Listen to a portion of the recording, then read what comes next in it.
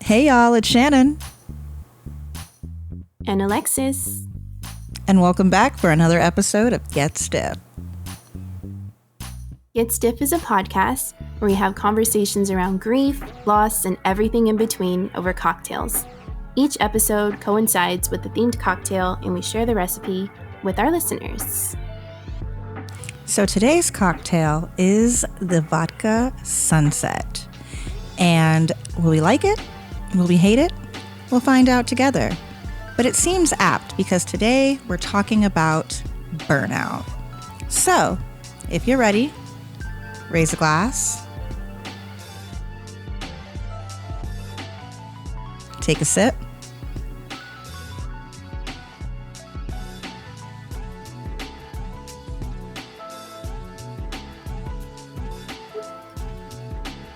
and let's get into it.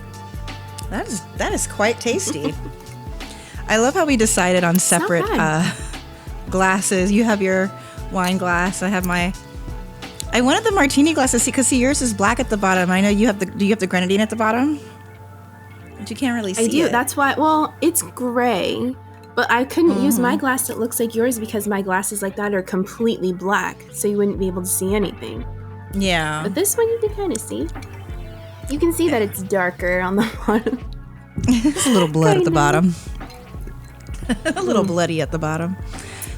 No, that one's not bad. That's actually pretty tasty. It reminds. I mean, it's like a tequila sunrise with vodka, right?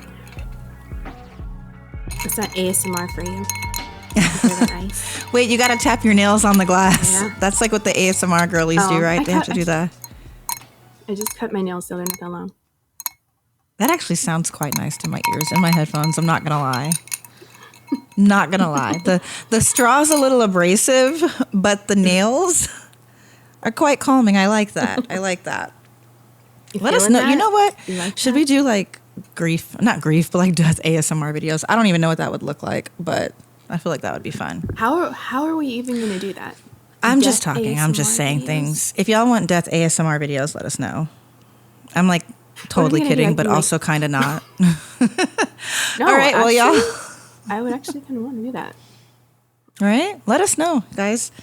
So today we're talking about burnout, and the reason why we chose this episode is because both of us having had worked in the funeral industry for a number of years. Alexis, I know you've worked in death care in other capacities as well, in terms of like your time at the medical examiner and your time working in a pathology lab and all of these different working at grief camps. And while it's definitely very rewarding work, there are things that we really enjoy doing. And I don't think I could see myself doing anything else. I'm not sure how you feel, but it's also very easy to get burnt out. It's very easy. I think that's something that's very common around a lot of different funeral directors or just people who work in death care in general. And so today we just kind of wanted to talk about that. Yeah, let's have a conversation around it.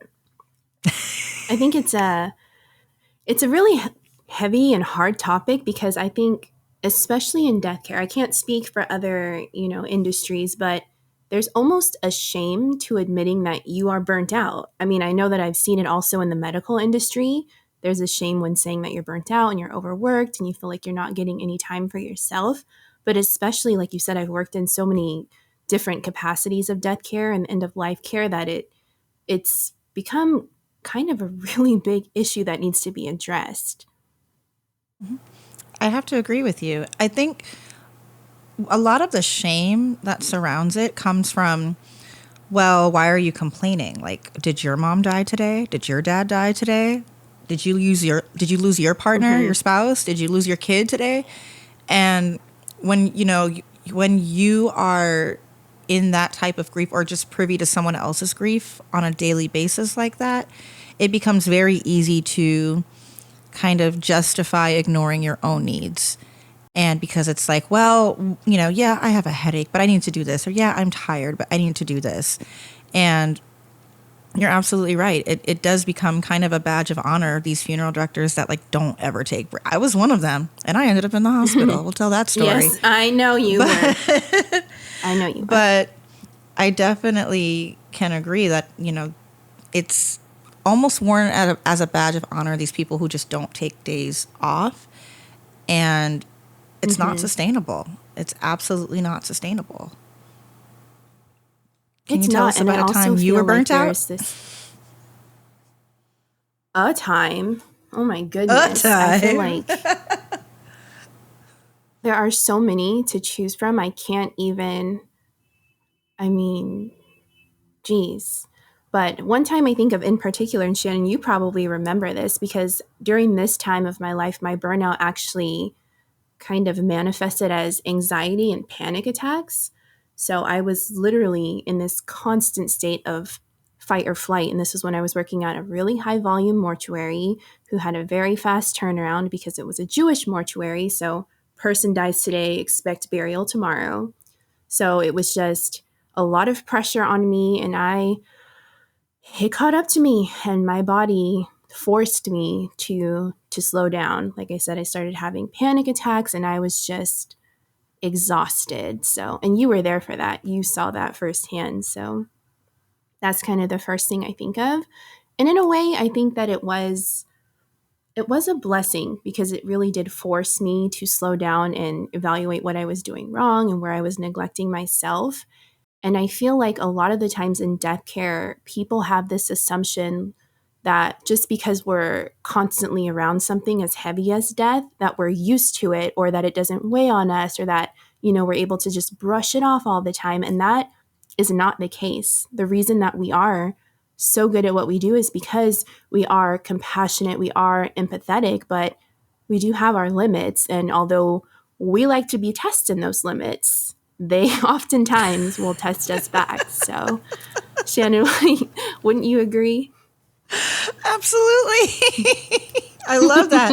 We like to test those limits. I'm talking about. Test them if you want to. They're going to test you right back. Absolutely.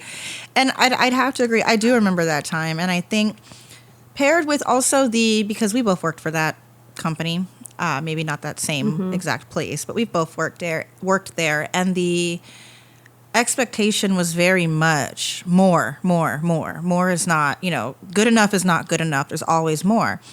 And I know, just speaking for myself, as someone who, I don't like to put my name on bad work. I like to be proud of what I do.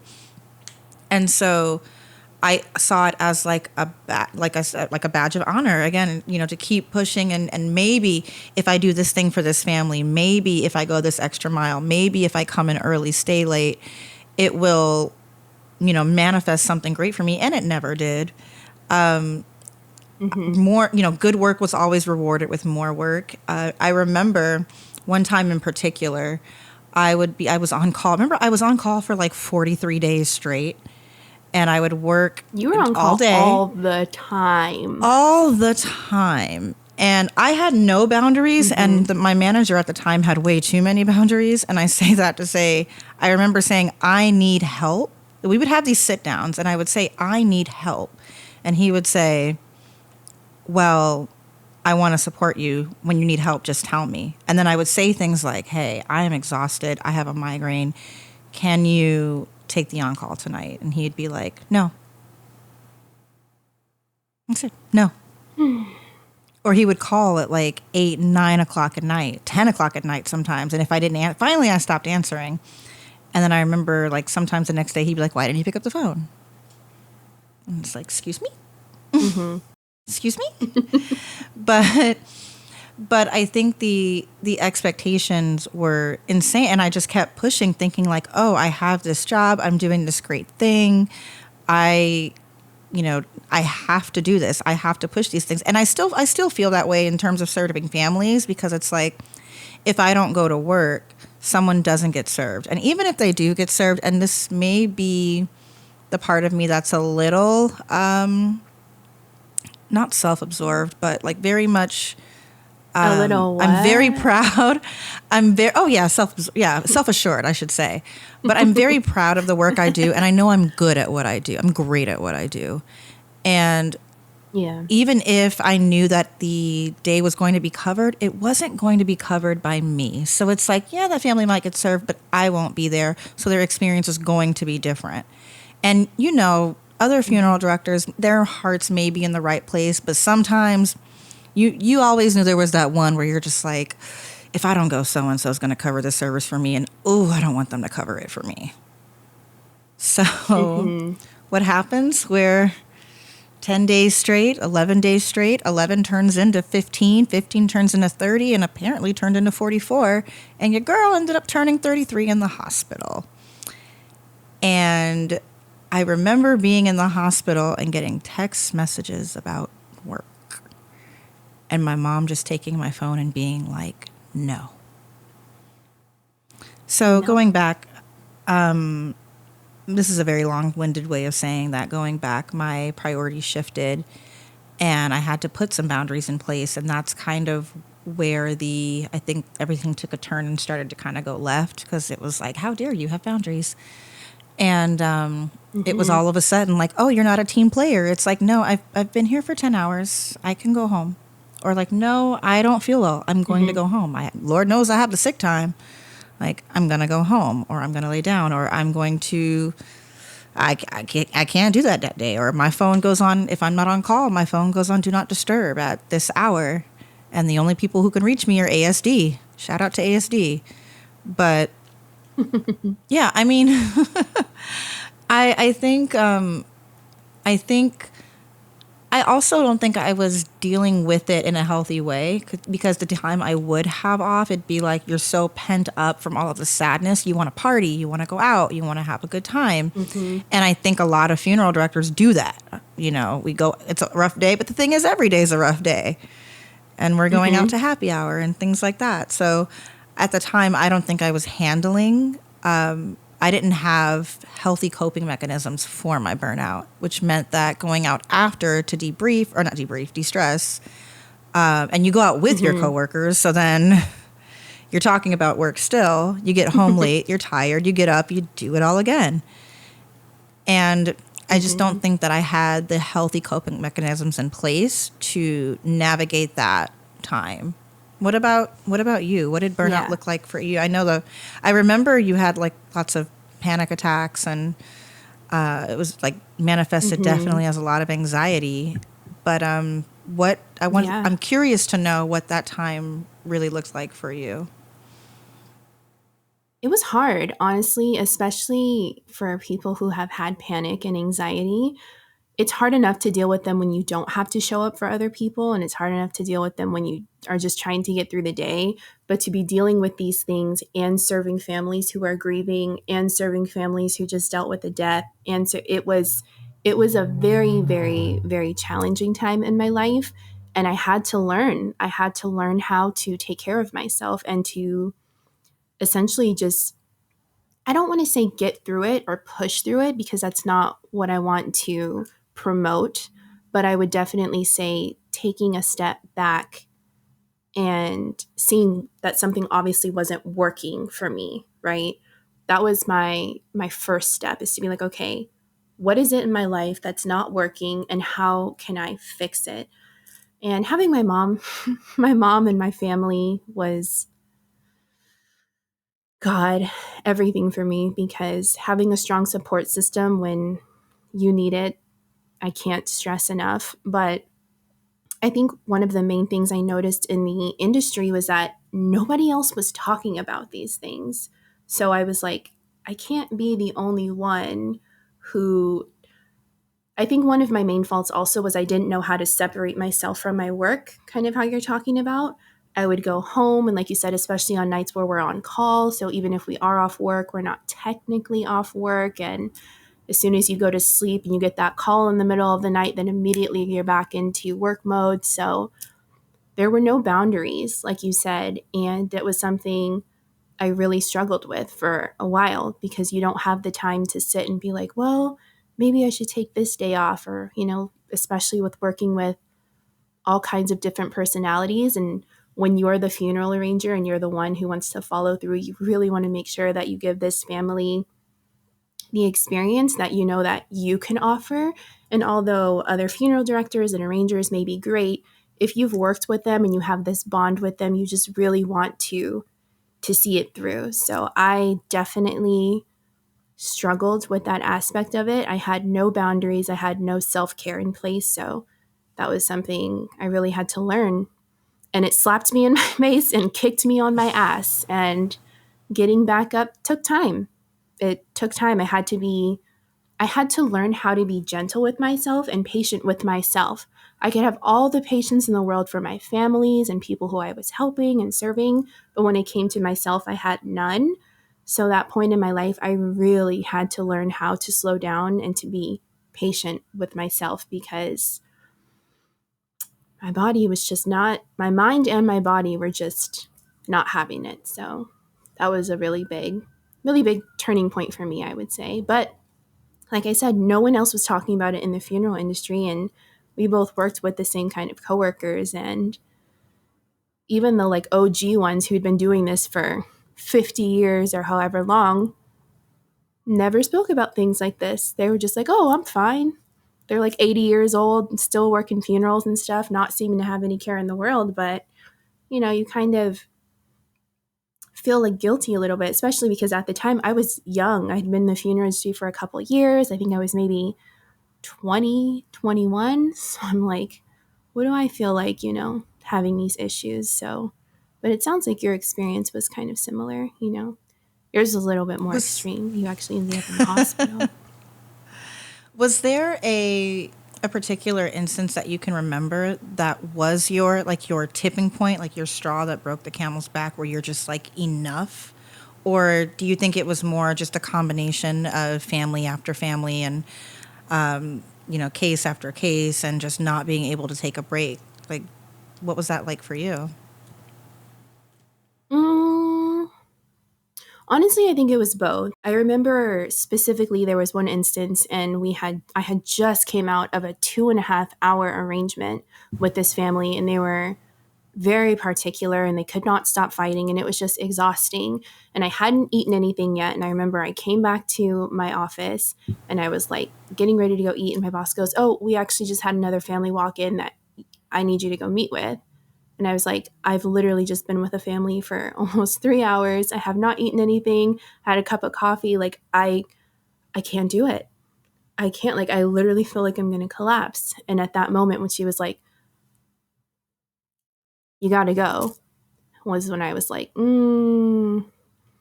this probably isn't going to work. So I think that for me was like kind of a turning point where I was like, no, I'm telling you, if I go in there, this family is not going to get the best version of me. And I don't think it's fair to myself. And I don't think it's fair to this family who is going through a very difficult time. And I'm not going to put myself and I'm not going to put them in that situation when I know then I cannot show up for them how they need me to show up for them. So you can go in there and you can take the family.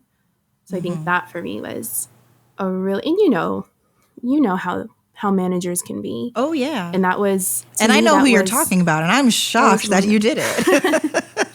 Because I know who you're talking about. But it was, I had just, and that's how I had just gotten to this point where I was like, no, I'm not doing it. Like, I'm not going to put myself and this family in this position, because I knew if I went in, I could have probably forced myself through it, but it wouldn't have been a good experience. I would have felt horrible. The family would have been grieving, and I couldn't support them in the way that they need because I'm not 100. So it's just not fair on either part. But learning how to do that for me was a really big turning point, because especially at this particular mortuary, I did not have any boundaries. I just did whatever they told me to, took whatever family, stayed however many nights, called whatever, needed to be done, and just usually would just brush it off. But this time I was like, nah, girl, it's not going to work for me. You got it. Now you can keep that one. You got it. I will say, you can go. That's something that That's something that I've always admired about you, I will say, is that you got there a whole lot faster than I did in terms of like no. Because we've worked in the same mortuary together. You remember I had an appointment, someone else decided they didn't want to take a walk in, and now I have 3 families at the same time, and I'm bouncing between rooms, and homegirl's back there eating chips. Mm-hmm. And it's just like, what a bitch. Eating chips. Eating chips. She was, though. Chilling. did, and had the nerve to cry when I said that wasn't cool. Whatever. We're not going to do that. We're not going to Good do that. times. But if you're watching, anyway, I will say, yeah, I've admired that about you, that you got there a lot more quickly than I did, and you recognized it and was like, nope, I'm done. And I definitely remember that point. I remember that point for me where I was, on call and I would ask for help. I wasn't getting it. And I just kind of felt like I had to keep pushing, had to keep proving myself, which is wild in hindsight. But I felt like I had to keep proving myself to the point where I have this video. So there was this point during one of where I was working at the time, and right before I had gotten sick, and they were doing something for all of the employees, like trying to really boost the morale, which is interesting because by boosting morale, they were making them like do extra work. Like we were doing like extra projects and like joyful things. And so Yeah. I wanted to do, like our team wanted to do like this like music video, which was super cute. Like it actually turned out really well. It was so much fun to make. But you can see in the music video, my whole face is like as red as my lips. And like, I was like, you could see it on my face, my chest. I had on this orange wig, which is not important as to why, but my face matched the wig. And I was looking back at this video and it's just like, I had 103-degree fever when I was shooting this, and I still shot it. And I think I was in the hospital like 4 days later. 4 days later. And it's like I had these, and I didn't know it was happening to that extent, but I knew that I wasn't well. But my thing was, I was like, well, I've gotten tested for everything possible. I know I'm not contagious, so I'm still just going to power through it and work. And that, it really took my body having to sit down being like, no, we're just going to close your throat and we're going to break out all over your body. And you're going to go to you're going to go to urgent care and pass out. And that's how you're going to learn to sit down. My body had to physically sit me down. And it sat me down for 2 weeks. And it was at that point where I was like, I have to say no. Like, I have to say no. But I got a lot of pushback.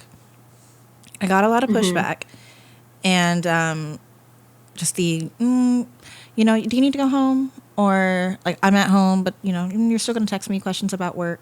And part of it was my fault, too, because I was very much attached to the families. I was very much attached to my location. I actually was stupid enough to believe, though, we are a family. We are a family, like a giant tree. Yep.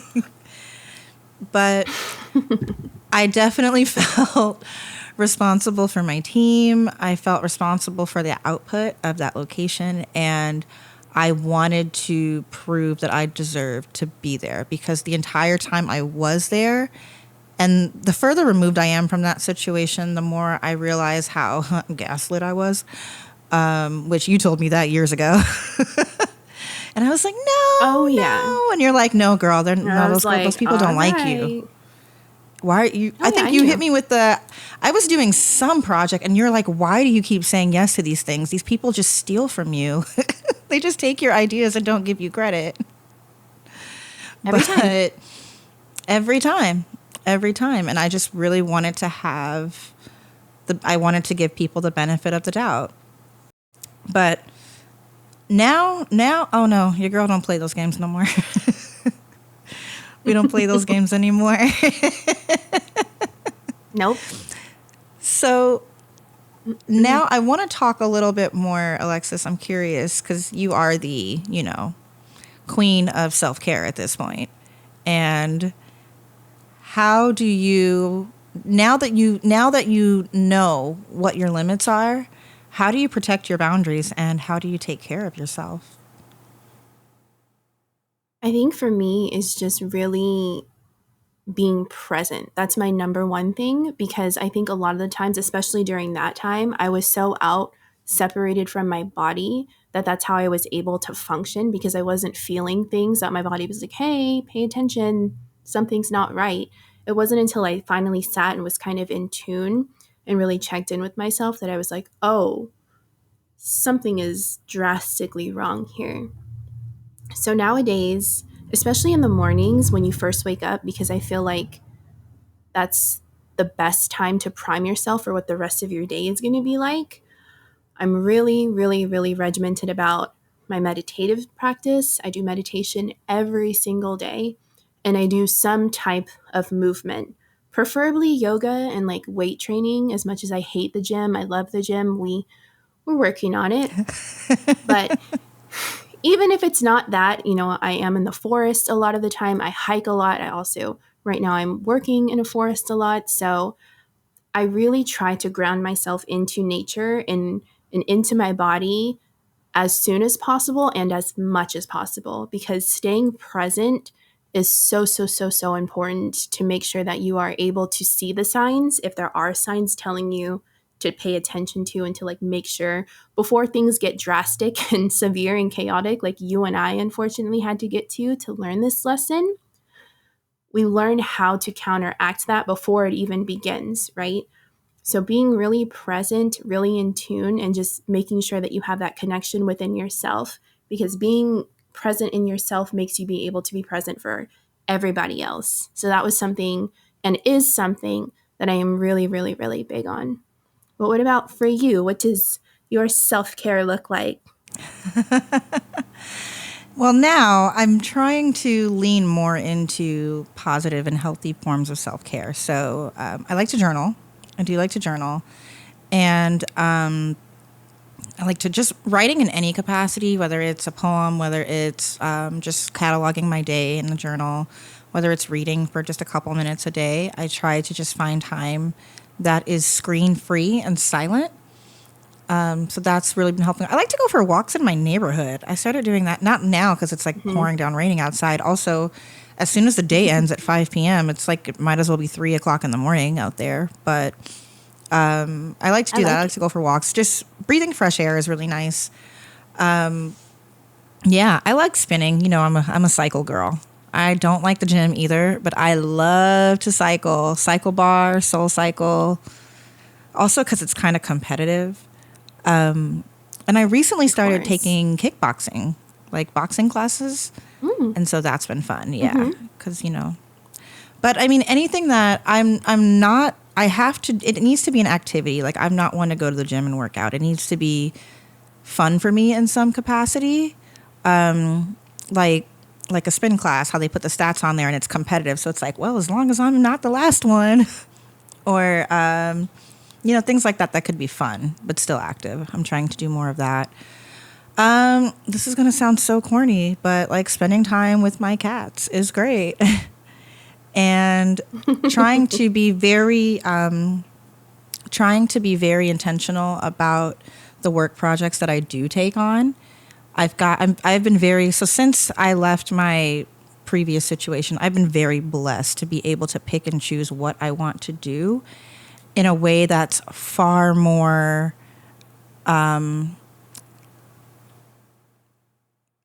conducive to the life I want to live while still serving people in a capacity that I want to serve them. So I'm very fortunate that I'm able to, because a lot of the knowledge that I have, a lot of the skills that I have are incredibly transferable, and I didn't realize that. I thought I was stuck. I didn't realize just how not stuck I was until I wasn't there anymore. And it's just like, oh, the lights came. It's like someone turned the lights on. And it's been a really great ride. But I'm getting off base here, and that's probably how I'm still learning how to say no. I'm still learning how to say no to projects, especially, but I don't have a problem saying no to companies. And at this point, I've gotten to a place where it's just like, you will replace me tomorrow if you had the opportunity, if you needed to. You're here to drain me for what drain me for what you can get. And then if I can no longer provide this, then you're done. So now that I know that, I went into other roles with that knowledge and those boundaries. And it's been a pretty decently healthy work environment. And I am just very grateful for that. I'm incredibly grateful for that. Yeah. So, side note, Shannon has been trying to force me to take a spin class forever, and I actually refuse. I am not a spin girly as much as she tries to make me be. I don't care if it's Drake versus whoever. I don't care if it's The Weeknd. She tries to lure me in with my favorite artist, and I'm not doing it. I can't do it, Shannon. I went to a Britney Spears. I went to a Britney Spears themed spin class and had a fucking ball. It was so fun. Not doing and then we it. had like a glow night one where you can like paint your face in like glow in the dark paint, because ours, they turn the lights out so you glow in the dark. Oh, it was so much fun.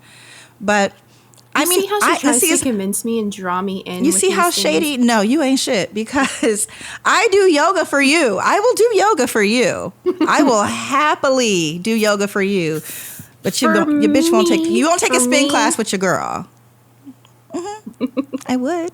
I can't do it. I can't do it. I'd go to the forest with you. But no, she won't take one spin class. I did drag her to the forest. What though? Mm-hmm. And I went. And I took pictures. Only nature of you. air almost took you out. It did. I almost died. You got some of because that's what friends do. That's what friends do. We're gonna get her in a spin class. You were trying to kill me in a spin class. Maybe if you could find like a really like spooky one, I'd be down. That would be fun. They do like theme ones all the time. That's what I'm saying. So that's how you can get me. You can entice me with the spookiness, and I might make. You said it on tape. You said it on tape. How old are we? But I put it out into it's the recorded. We have record of it. You know what we're gonna do? We're gonna if we get Alexis to a spin class, we are gonna catalog that and share it, because that's gonna be fun. Oh, great. So not only do I have the pressure of going to a class, now I get to be recorded. Oh, no. Oh, no. So what do you think? God. What do you think needs to change in our industry to allow funeral directors to still serve families in that high-end capacity? And especially at the volume, which like right now, we're recording this in December, which is our busy season. And lately the days have been end to end just packed. And during times like this, how do you think funeral directors can avoid burnout? And what about our industry do you think needs to change? Oof, what a heavy question. As far as us, and I am saying, I asked you first so I could take a sip of my drink. So this time of year is very hard in general for people. Like, I think it can go on either side. Some people have the best time because of the holidays, and oftentimes we see a spike in illnesses, which unfortunately means a spike in death. So the advice I have for funeral directors or people in the death care end of life space in general is just to please take care of yourself. Whatever healthy coping mechanisms that you do have, because this time of the year, I am feeling it. I was on the phone all day trying to plan things and such for people who've had people pass away. And I made sure that the moment that I was not, I took time for myself to recalibrate and to check in with myself and to do some deep breathing. So please, please, please make sure to remember to take care of you, because you cannot be replaced, especially to your family. You are one of one. As far as the industry, God, so much needs to change. But in regards to this, I would just say the expectation that is brought on, and I think it's funny in a way, because it's always the people who do the least who expect the most. And that shit pisses me off. Because most of the time when I was being told to do something and being told to push my boundaries and being told to overcompensate was someone else who was doing the bare minimum or below that. So that needs to change. Number one, we need to change from the top, because the top people oftentimes do the least and expect the most. So within our industry, I would say that is a big thing. And we just, as a whole, need to learn how to set boundaries. There is a balance between being able to show up for families and not burning ourselves out. And it is our job and their job to fix it and to find it, because it is not going to be just us burning out and complaining, and it's not going to be just them having these crazy expectations that just aren't going to work. So there has to be a balance, and we have to find that, and that needs to be put as a priority, you know?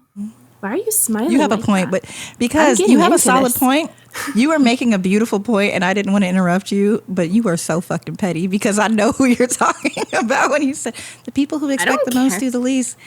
And I remember we used to text during the workday, and I'd be like, "Where is insert manager?" ? On vacation. I'm like, damn, out or not there. Did this or not, or just missing, or just missing in some capacity. But I remember and that's the irony in it. That's the part that upsets me the most, is it's always those people who don't want to do something, or who aren't there, or they're not doing enough, and stuff that they're supposed to be doing, they impose on others to make it look like, oh, look, my team is performing. We're hitting those numbers. We're doing all this. But like, Shannon's in the hospital and Alexis is in the corner having a panic attack. Like, you know, just the priorities are just jacked. And I remember when I was managing a team, like I never would ask anything of them that I, A, would not be willing to do myself if I had the time, or B, have not already done myself when I was in their position. And I remember, like, there was this one, and I can't go into too much detail because then, you know, the folks will know where it was. But I had this team, and we had to set up for these services, and the setup was so long, drawn out, and elaborate, and it took forever, and it was a lot of work. But every time we had one, I'd say, "Hey guys, we're gonna block out either the afternoon before or the morning of. Everyone's gonna come in sneakers and jeans, myself included, and we're gonna set it up, and we're gonna knock it out in 20 minutes." And we did, and it was just very cool to see everybody just come together and get it done. Because I remember when I was coming up as like early in the funeral industry, and it was very much, if you had a service that you were setting up, you were on your own. And there's a lot of, which we'll do another episode about bullying in the funeral homes, because girl, but we'll do another episode about that. But I remember specifically thinking, like, if I'm ever a manager, and eventually I became one, it's like, if you're setting up for a service, it's not Alexis's service. It's not Shannon's service. It's not, you know, whoever's service. It's all of we have a service today. And so we are going to go make sure that when this family gets here, everything from top to bottom is exactly as it should be. Everything's set up. Everyone's in place. It looks good, because one thing that we want, the only thing we want today, is for the family not to have to worry about anything more than they already have to. And I think that they did an excellent job of that. I'm very proud of that. But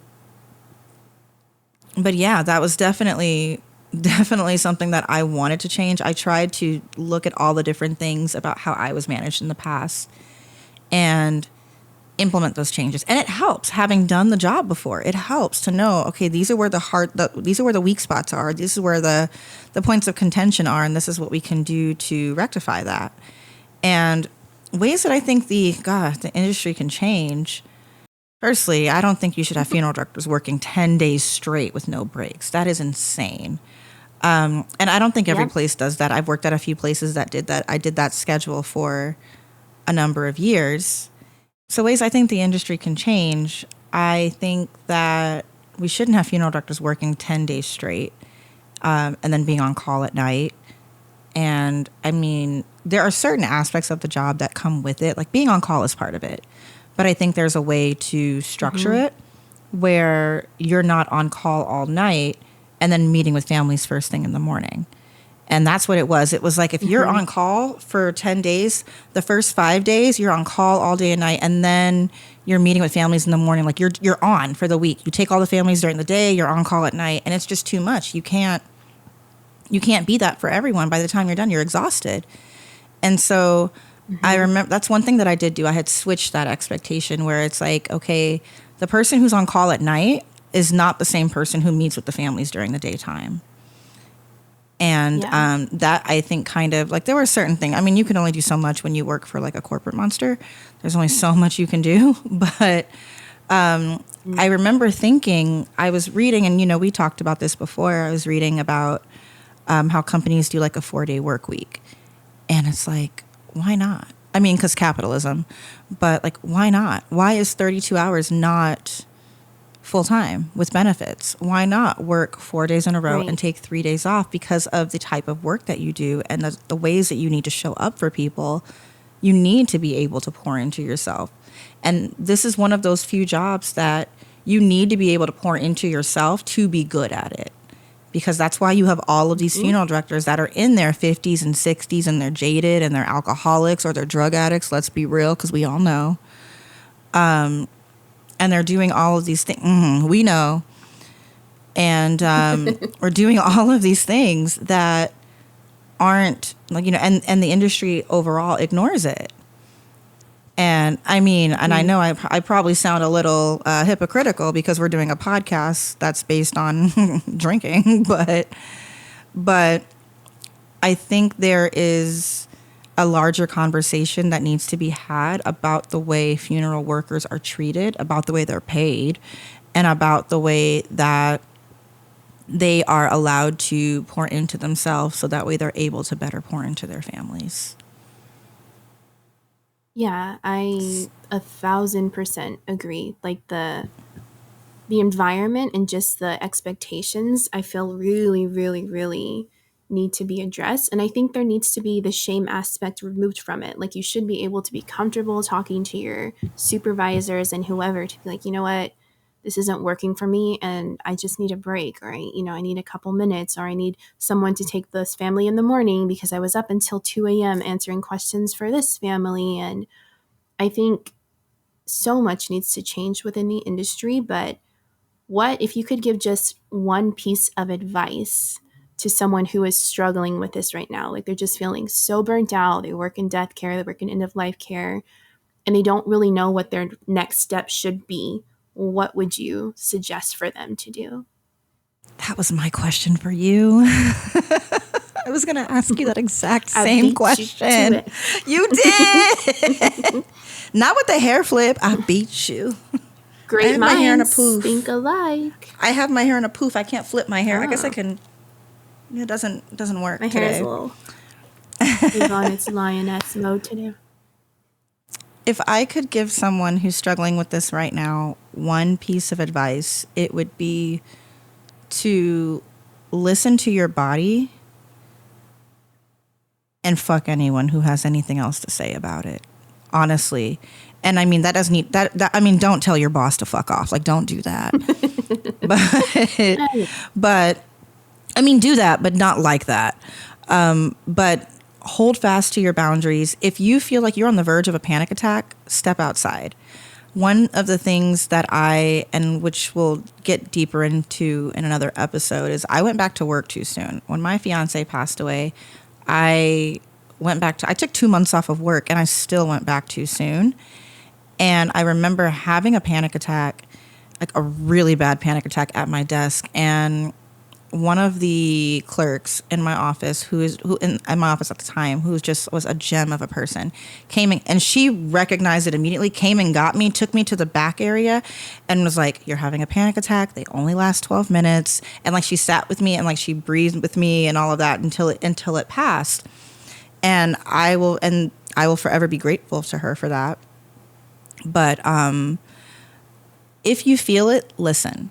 Even if you're in with the family, say, "Excuse me just a moment," step out. Because one thing that, while it's so important to listen to your body and respect your feelings, it is not okay to cry in front of that family, in my opinion. Like, because they are there, because they are hurt, they are grieving, and you are the expert. So if you need to take a break, step out, take a minute, get some fresh air, get the wind on your face. That's what helped me, is just, I needed something cold on my face, whether it was stepping outside, whether it was putting a cold bottle of water on my face and neck just to regulate my body temperature, calm my heart down. I needed to get away. And so if you feel it, listen. That is my definitely my best crisis time advice.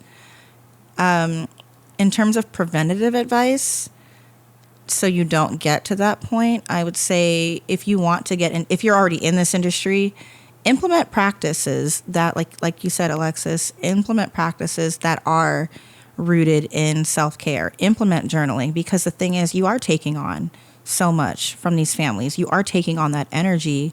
You're taking on all of their pain, and you're shepherding them through something terrible. So you have to make sure that you are protected, that you are cloaked, and getting it out. So whether it's journaling, whether it's having a therapist, if your company has like EAP benefits, like use them.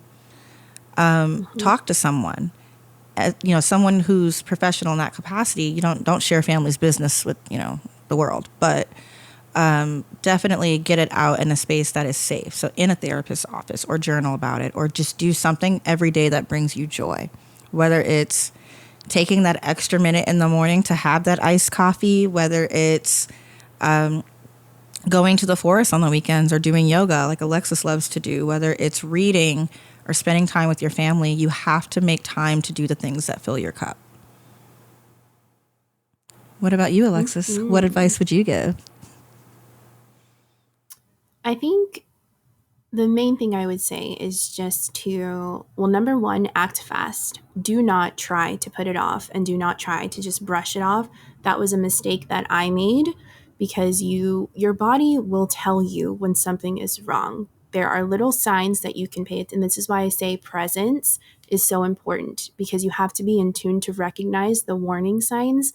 Now I'm at the point where I can feel if something's starting to build inside of me, anxiety or stress or whatever it is, I can start to feel it now because I'm so in tune.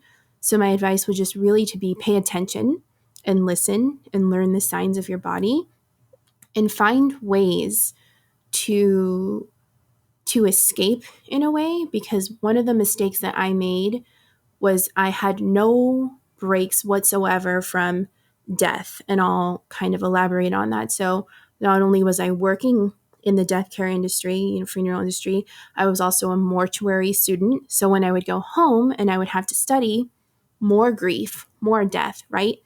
And then if you're like me, who's just nuts, I would also watch crime shows, or I would watch Bones, or I would watch shows which are also centered around death.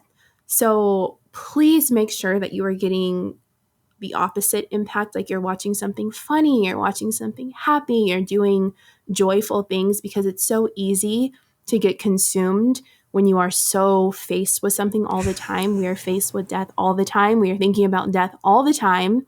So do happy things. Think happy thoughts, do happy things, take care of yourself, and don't feel bad for it. That is my advice. I love it. Alexis, good and well, every time Alexis comes over to my house, I have on, I think last time you came over, you're like, bitch, are you watching DuckTales? Ooh. Sure am. Shannon is queen. I always have happy something things. happy. I always have something happy on TV. Well, I don't. I am guilty. I'll watch Dexter. And I watch those too. Yes, and I watch the Dexters, the 6 Feet Unders. I love horror movies, but after a particularly there was a period, especially during the pandemic. I don't think I watched a single horror movie during the pandemic, because I was so just all day, every day, nonstop. And it was like when I got home, if I was even awake long enough to turn on the TV, I was putting on something like happy and then immediately passing out because I was so tired. But yeah. Which is what you should do. Watch happy things. Yeah. That is my advice. Be well, you guys. We just want you to, be happy and healthy. I feel like I'm doing the Real Cheese California Cows commercial. Isn't it was like real something? Oh, happy cows come from California. Happy cows come from California. Real California cheese. It's the cheese.